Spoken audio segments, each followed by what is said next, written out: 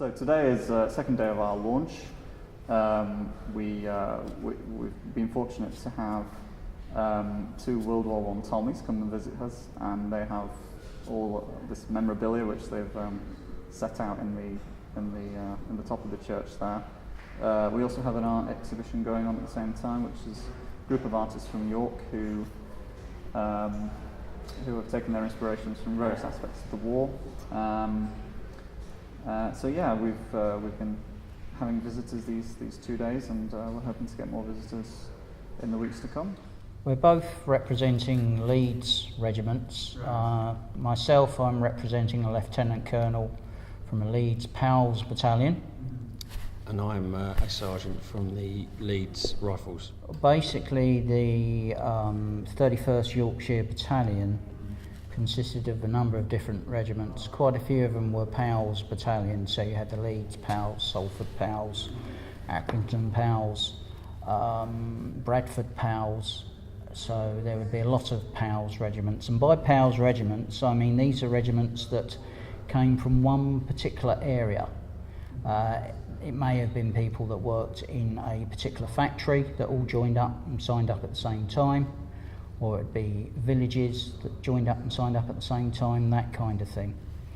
Now, after the Battle of the Somme, it's all very well having this ethos of you get to go to war together, you get to fight together as friends, etc.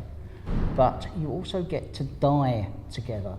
So if there's a major conflict and your particular battalion suffers, then you've wiped out that whole demographic area, basically. The idea kind of came from some letters that we found, just rooting through the archives really, because all the church records are held in West Yorkshire Archive. Two of our volunteers were just rooting through the archive and found these miscellaneous letters. They happened to mention soldiers who had been serving in the First World War, and there were lots of details on there about their regiments and where they had served and their military addresses, that sort of thing. And we were wondering what these were in a sense, and we looked into it, we did a bit of research, and we found out that there was a scheme in 1919 to try and get a memorial installed in the church, and for this the vicar had asked for parishioners and friends and relatives of the men to send their names into the vicar so that he could have a proper list of everybody with their Christian name. So these letters really tell us a lot about the men, both the men on the memorial and also the men who didn't get onto the memorial and survived the war and continued to come to the church.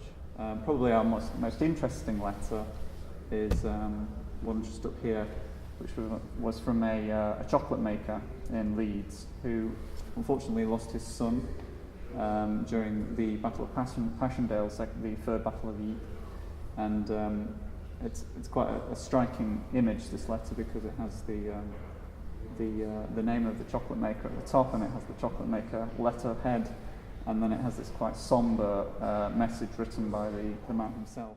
Basically, we've been engaging them in regards to why we're here in the first place, the Battle of the Somme in particular, whether they had any relatives that fought during World War One,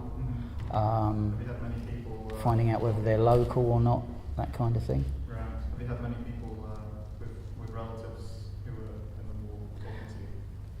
One or two, yeah. Yeah, there's been one or a few two. Little stories have come out, which is quite nice. It's always quite nice to hear local stuff. I mean, yesterday was particularly good. We had a couple of members from SAFA, Soldier Sailors Air Force Association, which is one of the oldest benevolent associations for armed forces, and a couple of the gentlemen there had obviously not been in the First World War or the Second World War. They'd done later service than that, but they actually paid us quite high praise and said that it's one of the best exhibitions for display items wise that they've seen. So we're quite chuffed about that.